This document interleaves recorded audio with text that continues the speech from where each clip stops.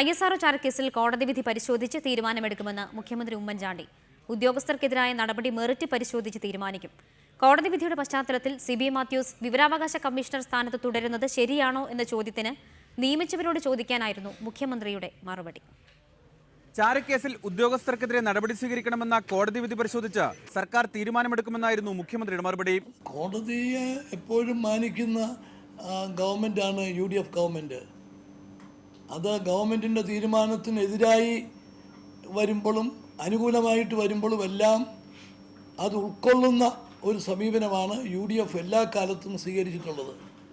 വിധി പരിശോധിച്ച് ആവശ്യമായിട്ടുള്ള തീരുമാനങ്ങൾ എടുക്കും. ഉദ്യോഗസ്ഥർക്കെതിരെ നടപടി ഉണ്ടാകുമോ എന്ന ആവർത്തിച്ചുള്ള ചോദ്യത്തിന് ഉണ്ടാകുമെന്ന മറുപടി മാത്രം മുഖ്യമന്ത്രി നൽകിയില്ല. ഇക്കാര്യത്തിൽ മുഖ്യമന്ത്രിയുടെ വിശദീകരണം ഇങ്ങനെ: അതല്ലല്ലോ, നമുക്കിപ്പം ഓരോ കാര്യങ്ങൾ വരുമ്പോഴും അതിൻ്റെ മെറിറ്റിൽ പരിശോധിച്ച് തീരുമാനമെടുക്കും. അതനുസരിച്ച് വരും. ഇപ്പം കോടതി വിധി വന്നിട്ടുണ്ട്, വിധി പരിശോധിക്കും.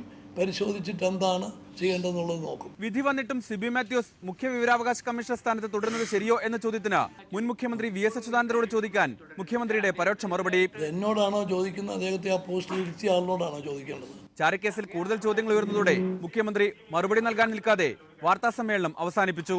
റിപ്പോർട്ടർ, തിരുവനന്തപുരം.